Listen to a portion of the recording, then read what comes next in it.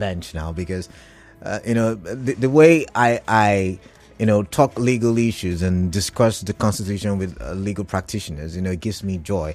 I've just been talking with a lawyer friend of mine who was in the studio, and we've been talking about the section 162, and he was trying to say, oh, okay, yeah, I get the part, but then section 7 of the constitution gives the House of Assembly the right to make laws, and he goes ahead to say make laws on the local government. So it's really an interesting one. However, what I was trying to say to Mufasa, which I've also said to my lawyer friend, is that what was taken before the court was the interpretation of section 162, and that's why I ask everyone who tries to call in, if you have read the judgment, interpret section 162, and in that section it talks about the state opening a joint account for local governments wherein monies from the federal government will be paid into, and monies from the internally generated revenue that is for the various local governments will be paid into, not for the state government to manage. Now, the issue of Jack that Mufasa was talking about, my lawyer friend has just pointed to me where you can find it. It is in the state law, the local government law. Correct me if I'm wrong, Jamala. Yeah, so that's not the constitution per se. We are focused on the constitution, and in the constitution the Supreme Court has not given a fiat, just to correct that notion. But on that note, you're welcome. 14 minutes gone past 4 p.m. I am Kalada Kurubatu, but this is Hard Facts, and it's time for us to talk 7 days ultimatum by the 27. I think I like the new name I've given to them. Is it 27 or 25 now? I don't know. The number keeps changing every now and then, but I do know that they are about 4 of them who are were 4, one resigned. There were 4 of them who were on the side, or who are on the side of the governor. One has died. That makes it 5. So you do 27 plus 5, that's what, 32, and we're supposed to have 32, so we can say the 27. I think the 27 is the right amount. Okay, so welcome, Living Jamala. It's good to have you on the show. Thank you, Kalada, for having me this week. Thank you, Rivers people and beyond. We've not started the show and we already have some wonderful minutes. But what do you make of the 7-day ultimatum and the plenary that held today as it relates to the expiration of that ultimatum, wherein the 27 ordered that the executive government should stop withdrawing from the consolidated account of the state? Let's speak assuming that the Amaewhule-led faction is still existing in law. And then let's look at the powers maybe they're deriving from Section 188 of the 1999 Constitution as amended. Then we want to believe that the 7 days ultimatum from the date it was given ought to expire today. And they're not waiting for that ultimatum to expire. They've taken some step, somehow preempting the ultimatum, the extent or the intent of that ultimatum. And that is where the problem is. You give an instruction, it's not like tenancy, where the landlord gives the tenant some 7 days notice of owner's intention to recover premises. And before the expiration of that 7 days notice of intention, you already filed a summons in the court of law. So what becomes the relevance of that? Sorry about that. What becomes the relevance of that, what they call it, the ultimatum given to the governor? So let's wait to see the more events that will unfold within the next days. I have some issues with the provisions of the law that they are relying upon, Section 120, 121, and 122. What issues do you have? What does the law say? If you look at basically, the expenditure of a state ought to be approved by the State House of Assembly. That a window of 6 months was given. Peradventure, the governor or the assembly were unable to, maybe within the period, approve the budget for that particular year. And so that is what we are relying, that 6 months window has expired. And therefore, the government ought not to spend any kobo without the approval of the State House of Assembly. Now, they have not even asked themselves, are we properly constituted? do we have the legal right to commence this procedure? If those answers if those questions are answered in the affirmative, then whatever they are doing may be justified. But if those questions are answered in the negative, then to what effect are the actions taken? Okay, let's look at whether they have the right. We tried to have that argument the last time, but we didn't have enough time, right? Yes. So, was it on Friday? I had the former local government chairman of Ikwere local government, on the show. I don't know if you were a listener that day, and he made certain points. For instance, he said the judge who had given the ex parte order to Edison Ehie, which allowed him, remember we had that conversation, which allowed him the time to preside over plenary and all of that stuff. He said the judge was cautioned or queried by the NJC, and in that query, according to him, I'm just quoting him, I was not there, that the judge had said, this is what Edison had told him, and apparently Edison had lied, and I had to pay a fine of 5 million. Let's assume that story is the real case. Does it mean that ex parte orders given to Edison still is legal? Because you were saying something about whether if it is actions taken. Yeah, something like that. Now, what the former local government chairman never told the public, to the fact that having paid that 5 million, assuming without conceding that the Edison group actually paid that money. If you're bringing a motion ex parte, an application ex parte, you are somehow going to indemnify. That is telling the court that, assuming that I am wrong in my application, I'm going to enter a bond of somewhat. Some could be an amount imposed by the court. And so that is why he's saying that Edison paid that 5 million. Okay. We are not in the know whether that position was true. True. It's just his word against others. True. Now, but if that happened, you're saying if I indemnify, it doesn't change what transpired in court. It doesn't until that order is set aside. So even though what I told the court was wrong, if what I told the court was wrong, the court needs so much that decision. Remember what happened in Edison's case in Abuja criminal proceedings. Okay. If that bond or indemnity was paid by Edison, to the public to the fact that order was set by the court, the fact that he led by the applicant. So that for now. So even the backing out of the matter, or rather the withdrawal of the matter, is not. How do I put it? The court is supposed to come out and say, it was misled, according to your explanation. Yes. But now that case has been withdrawn. Will the court still come out and make such a statement?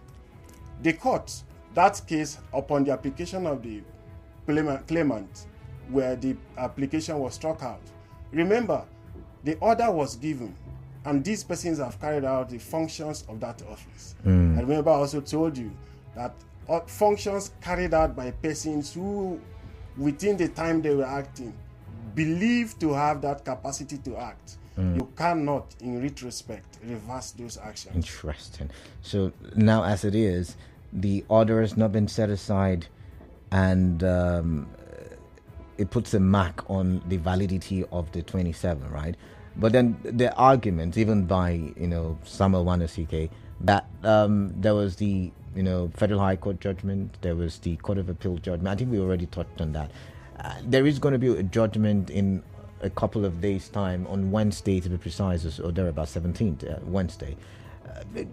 Does this in any way have some negative impact on the government, the executive government?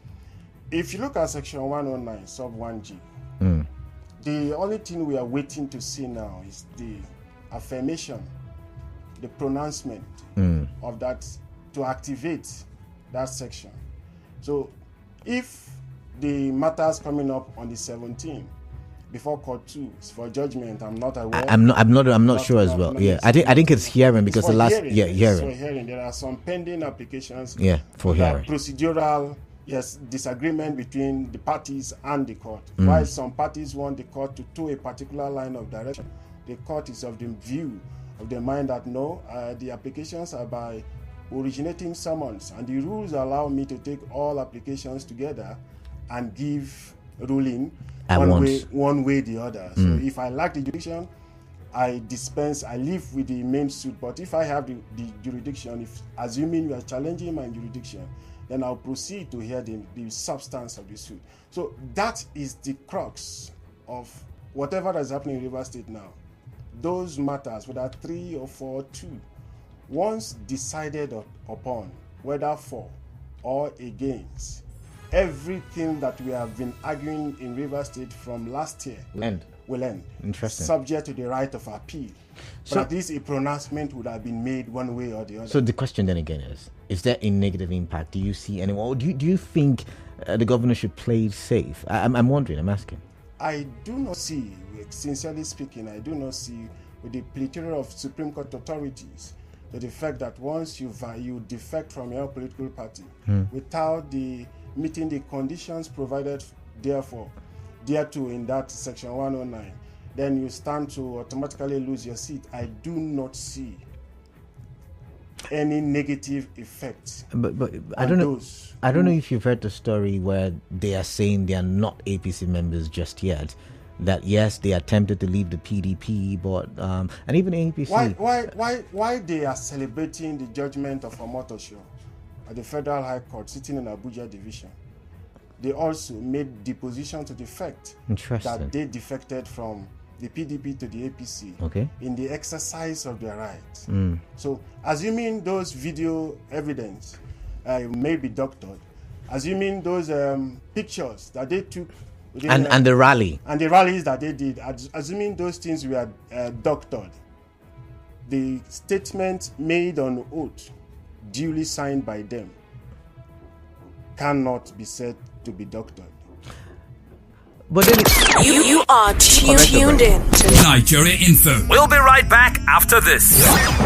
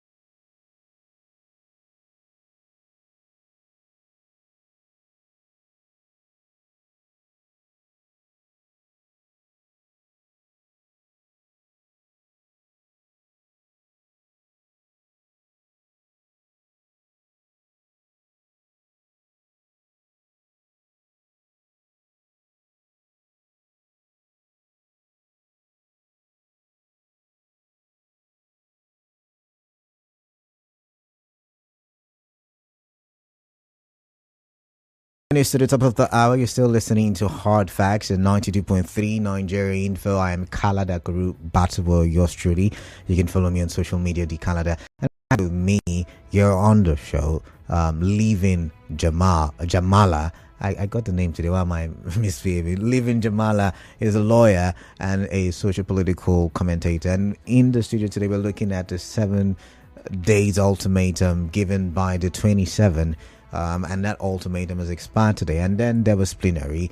And during plenary, the 27 asked the governor to stop spending money from the state consolidated revenue account. And I'm asking the question, is there any way that this will impact the executive government of Rivers State negatively or adversely? And so we're looking at the Constitution. I have my Constitution before me. He has his Constitution before me. And we are talking for development. Once again, welcome, Living Jamala. Thank you, Canada. All right, so just before the break, we were talking about, the actions taken and, the matters in court.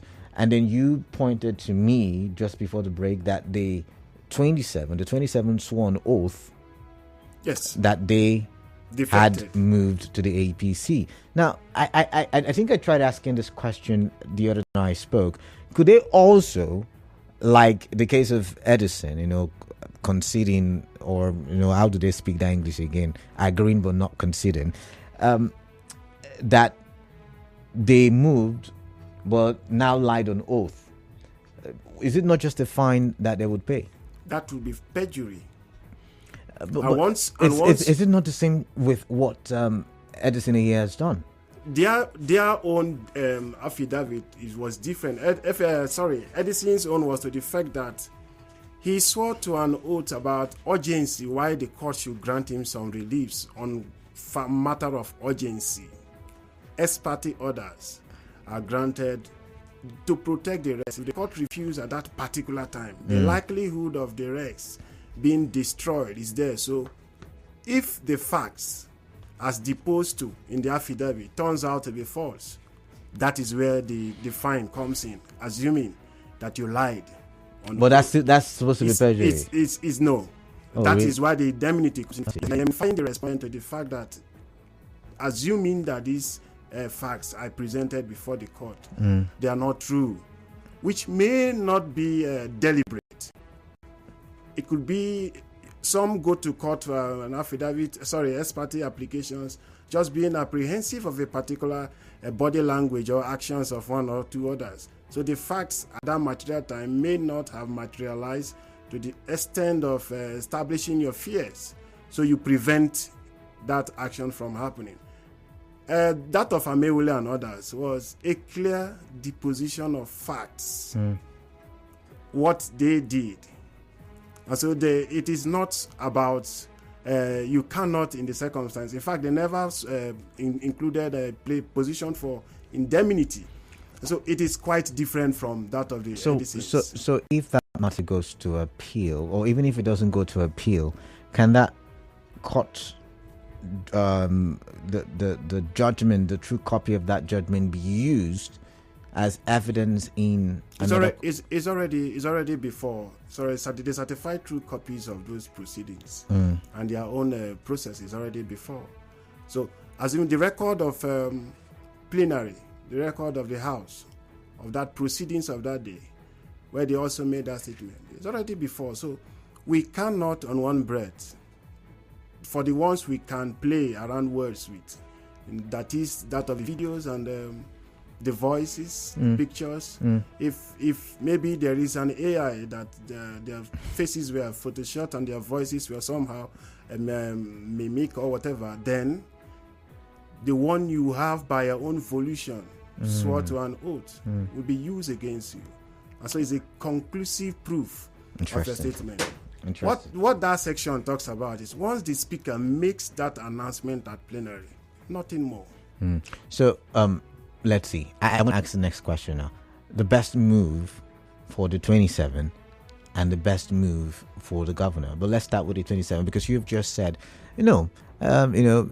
if they were still lawmakers, in your opinion, then all the moves they have made recently stands to have some legal effect. Yes, it stands by the proceedings of today, placing more or less an embargo on the expenses of government. They're setting a trap for the governor. What will be the next move? It's an impeachment procedure. If the governor stands to spend a dime tomorrow, it will be seen that he has contravened the provisions of the law. Okay. Yes, So now the point is, since you are now arguing based on what you've explained, you've taken us back to Edison Year's ex parte order, and you've tried to legally explain it. You've also made reference to the Federal High Court's judgment, and you said that they deposed to being APC members, Darren.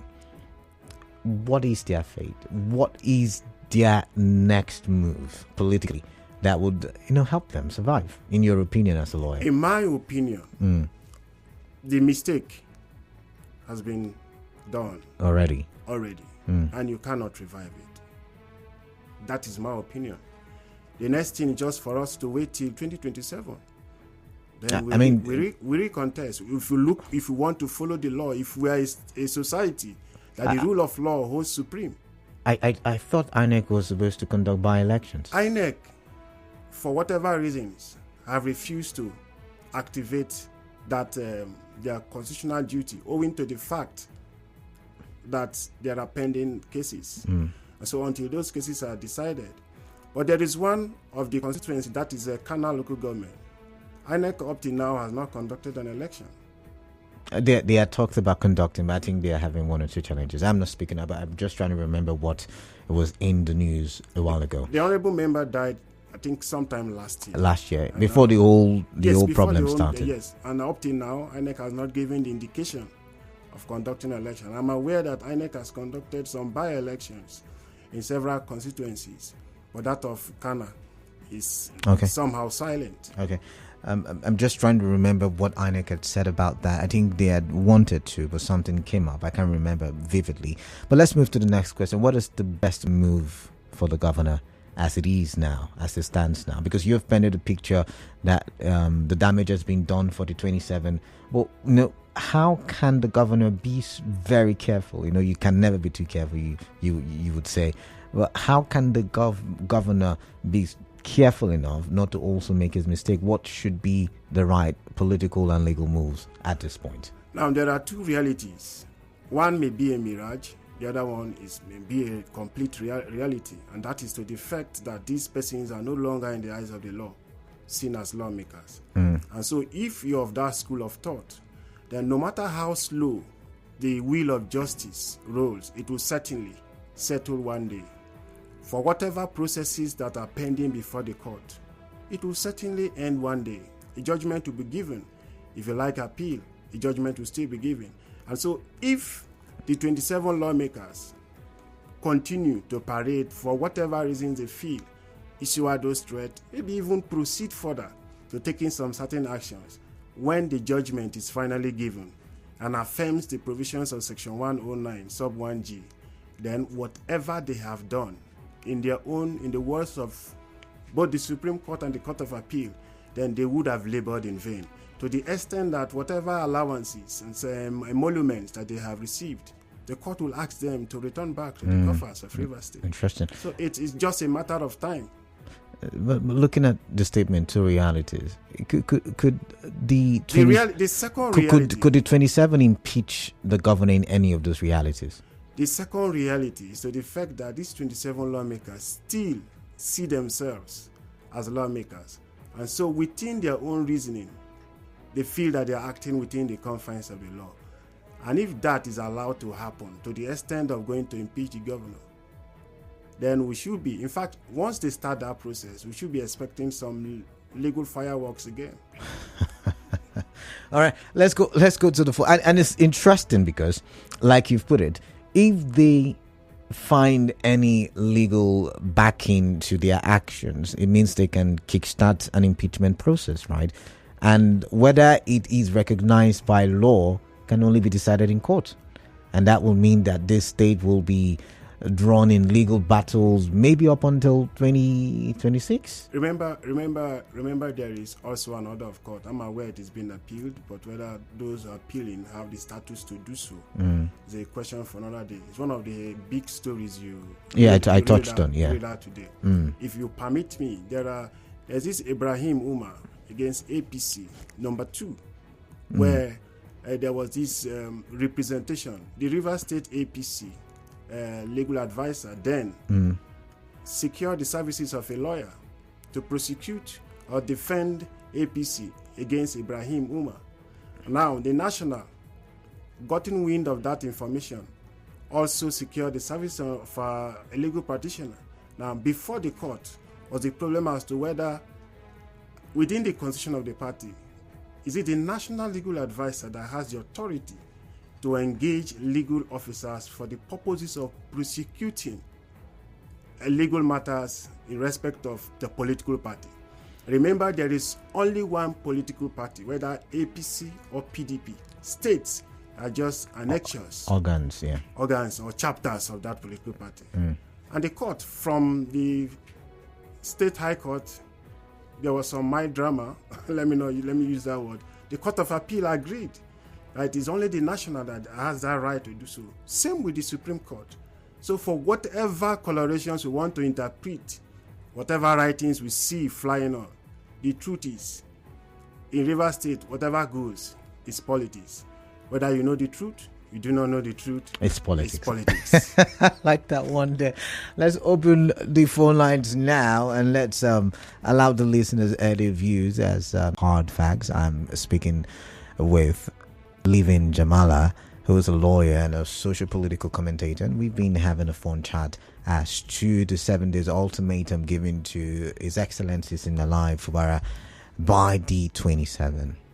All right, and that expired today. And there was plenary, and like the lawyer said, there was an embargo placed on spending from the consolidated revenue account. So let's get your thought now. 0817 923 0002, 0817 923 0007, 0817 923 0002. Right, I take the numbers again this time. 0817 923 0007, 0817 923 0003, 0817 923 0002. All right, WhatsApp number 0809 030 6416.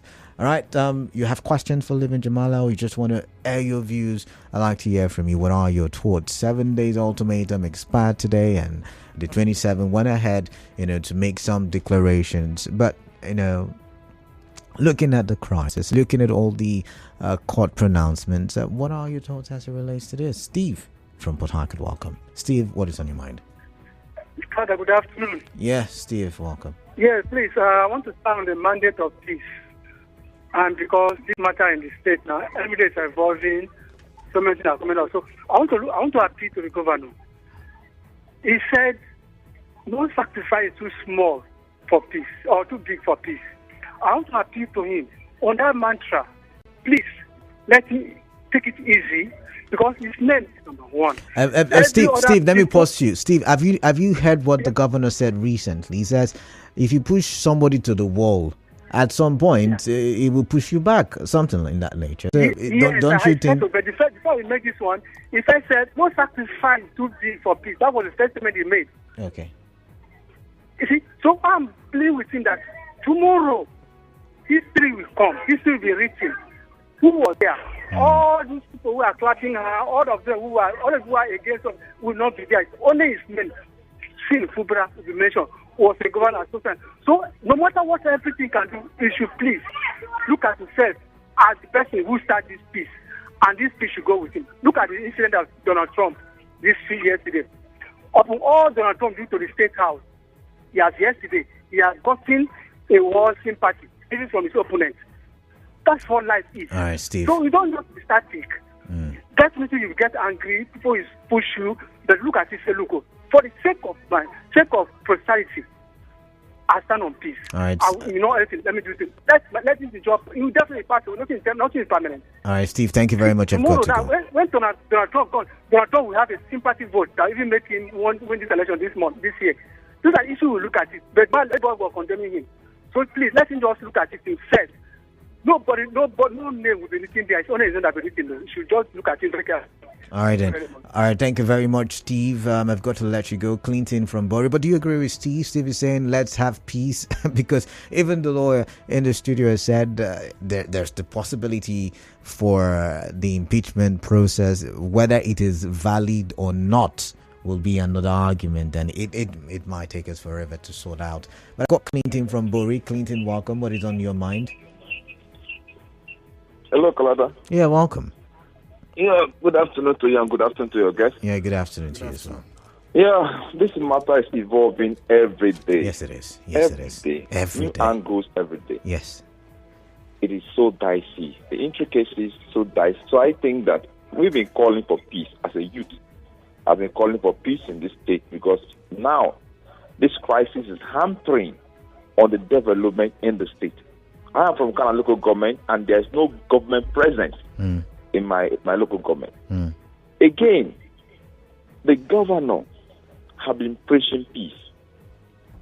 I want him to continue in that path. There can be a political solution now. But I thought you all said there is no peace without justice. Is it? I mean, justice without peace. Now, There's the way you people put it. This thing can go either way, Kalada. Okay, all right. It can go either way. It can go in favor of the governor. It can go in favor of the other lawmakers. Is that true? Yes, in politics, my principal told us that when you're fighting, you either fight for everything or you decide to share. If you say you're fighting for everything, you can lose everything. But if you share, you get some part. So I think the governor should look at this part. The lawmakers also look at this part. What we want in all is development for Rivers people. All right. Let's attract development to Rivers. Thank you very much. Thank you very much. Before I take Wokoma's call, I'm just going to... What he was saying is that the pendulum can swing anywhere, the pendulum of justice. On political grounds, not on legal grounds. So you're saying legally there is no... there's no hope for the 27? For me, the peace that Rivers State desires you can come by way of political, not on legal grounds. So legally there will be no peace. Is that what you're saying? Legally, for those who are grandstanding, until the Supreme Court decides on this, of course, then there will be no peace. But the main, or our ultimate aim should be the genuine intention for the people, and not for your personal interest. All right then. If we get that, or if we have that in mind, then we'll look for a political solution. And what could be that solution? The government, those who have instituted that proceedings, maybe will withdraw their processes. And everybody will shake hands. Everybody will shake hands, and let's pretend as if they never defected. All right then. All right. I've got Wokoma from Oigo. Wokoma, welcome. What is on your mind? Should I go ahead? Of course you should. Go ahead and tell me your thoughts. All that your lawyer has just told us is well understood. But my own worry is this. Let's assume that God will give victory to Martin Amaewhule and his camp. Then does it mean that PDP as a house, that they do not have any disciplinary measure to any of their candidates or delegates that will go there and they show misbehavior to what people voted them for? Do they not have any disciplinary measure? Would they just prolate any of their candidates to behave? What seems to be their disciplinary measure? I want my lawyer to throw light on that. But Thank you very much. It's not a PDP. Are you a PDP member? I'm not a legal advisor of PDP. Okay, interesting. But if you want to look at the happenings lately, from events preceding the 2023 election, PDP, with all true sense of responsibility, has lost that internal disciplinary mechanisms. In your opinion? In my opinion. Okay, all right. Let's listen to Donald from Rupoku. Donald, welcome. What is on your mind? Hello, good evening, Kalada. Yeah, greetings to you, Donald. Yeah. My input is very unfortunate that among all those people paraded, there is no Muslim among them. What has, All of them say they are Christians. what has religion got to do with this? No, what I'm saying is, they say they speak the truth, but none of them are telling us the truth. How will people defect and come back to tell us they did not defect? And now they assemble themselves, and they were in the former government. And governor will suspend somebody for not coming prompt to meeting, and none of them spoke. And now a governor is preaching peace. All of them are based in Abuja. They come in here looking for her to set up fire here. I want to plead with the governor to become human as he is and follow law by due process of the rule of law, because they are seeking for political intervention. They don't want to go to the legal side of truth because they know they don't have it. All right. The people in the they are standing ground now of the House of Assembly. They don't have legal grounds. So what they are doing now is to force the governor to come to a table of peace politically with them, so that they can shake hands and try to cover up that they did not defect. But I think they are leaders. They should tell us the truth. All right, then. And we follow them. All right, thank you very much, Donald. My time is up. So before I get to hear my guest's final thoughts on this conversation, this is his, okay. Let's see. I greet your guest in your studio. If I may ask, what exactly is the illegality surrounding the representation of the 2024 budget by Governor Fubara? This is coming from MDD Dumale. Okay. If you submitted it before, how do you submit it again? So now, where you submitted it before is what the argument is, if it is a legal submission or not. So that's what the argument is about. But this one says, Amaewhule decorations. Tinubu alliances are what is involving all these nuisances. The governor should maintain his earlier stand. They are non-existent. For Ernest from Port Harcourt. This one says the requirement to defect is to write the ward executive of the party of your intention and at the same time apply for membership of the party you intend to join. If these requirements are not met, there was no defection. This is the law. Swearing affidavit or going to the media has no consequence in the eyes of the law. Your guest should be man enough to be professional and not defend the governor. Sapi from Potaka. But let's look at this. My time is up. Let me allow to just briefly answer that person who sent that message. I think the person should be free to read section 109. Resigning from a political party as a member is different from lawmakers once they have been elected. Although they belong to the political party, they are product of the government.